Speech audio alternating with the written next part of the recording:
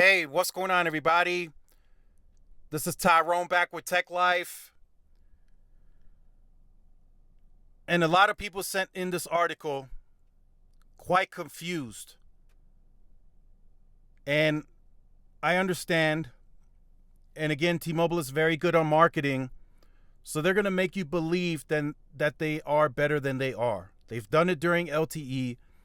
In fact, they did that very early on in LTE. In fact, in some cases, only maybe 40-50% of markets actually had LTE and the rest were HSPA when they already made you feel like all markets had LTE 100%. And that wasn't the case back then. So another great article from Fierce Wireless. T-Mobile touts 99% coverage claim, but it's for LTE, not 5G. So a lot of people messaged me, how is T-Mobile claiming 99% coverage when most people still say that they have a smaller footprint? So that's where the POPs come into play.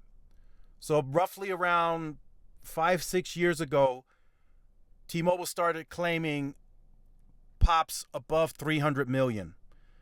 In fact, about 5 years ago, if I remember correctly, it was around 311 million POPs that T-Mobile covered, where AT&T were at around 316, 317 million POPs. Now that's POPs, points of presence. That's more of the population. That does not reflect the actual square miles of the United States geographical footprint. That's where T-Mobile is still behind. And as of recent, per crowdsourced, Verizon is still the largest network across the geographical footprint of the United States by quite a lot. It's actually quite robust how bigger Verizon is across the United States. That's why I think, and I'm speculating here, but that's why I think Verizon is still comfortable with where they're priced and where the prices could potentially be going, right? Next week, we'll see the increases for the businesses because there's still many dead spots. If we're being honest, there are still more dead spots on AT&T and T-Mobile versus Verizon. So Verizon is still confident, and I'm telling you guys, I've talked to B2B managers, I've talked to the engineering side, and that is exactly what they're communicating. Yeah, okay, go ahead and leave us, but you'll be back because you're gonna go to places where AT&T and T-Mobile still don't have coverage.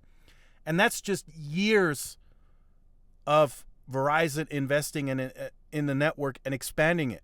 So there's still that premium charge for Verizon that's still 100% there. AT&T nor T-Mobile have closed that gap yet 100%. So T-Mobile is able to claim 99% coverage because they do cover, I think the latest I've seen, 322 million POPs, which is around 99% of the United States population. And they're doing that with their LTE network. So yes, their LTE network is still bigger than their 5G network. Their 5G network, I think the last update we got was 315 million POPs of the entire footprint. Verizon and AT&T, of course, are still larger than T-Mobile. Like I said, in terms of the raw geographical footprint of the United States.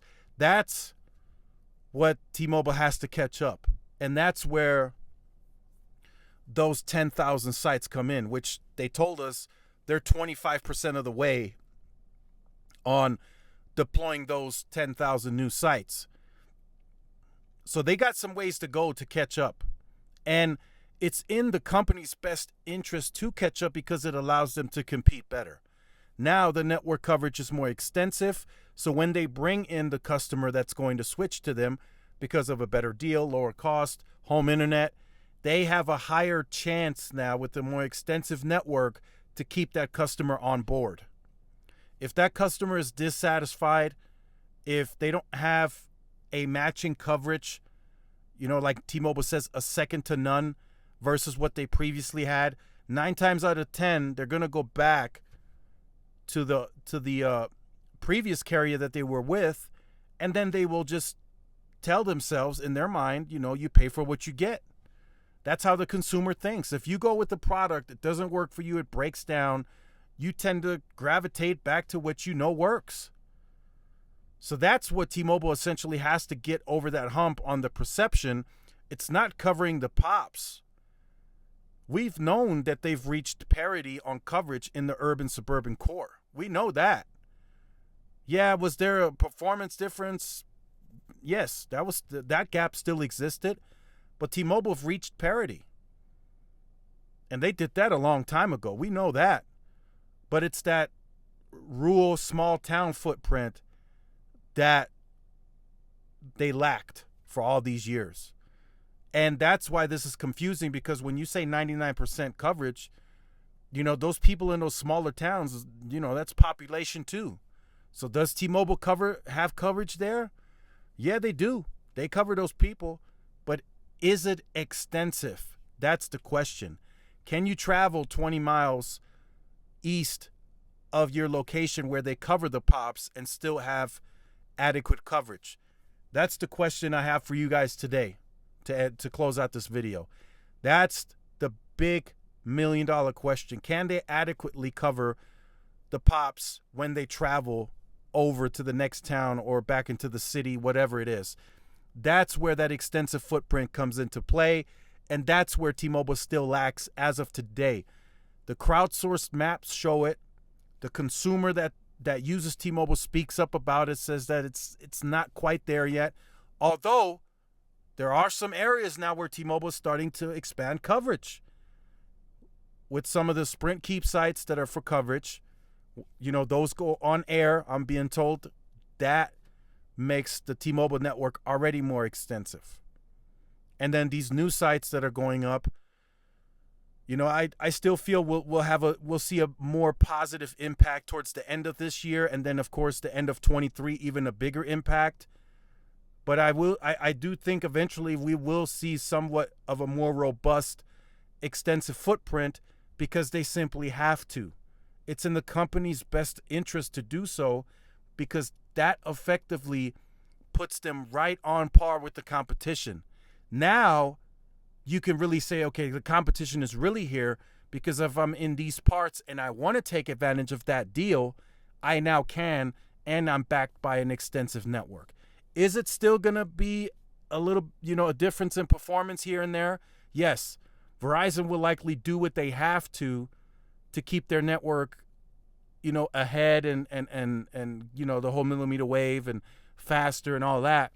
But if you're okay with the extensive coverage and paying less, and you can still do the same thing, then T-Mobile wins all day long. So let me know what you think about this in the comment section down below. Look forward to reading your comments. Make sure you guys like, share, subscribe. Follow my social media outlets for more updates and interactions. This is Tyrone with Tech Life, and I will see you in the next one. Peace.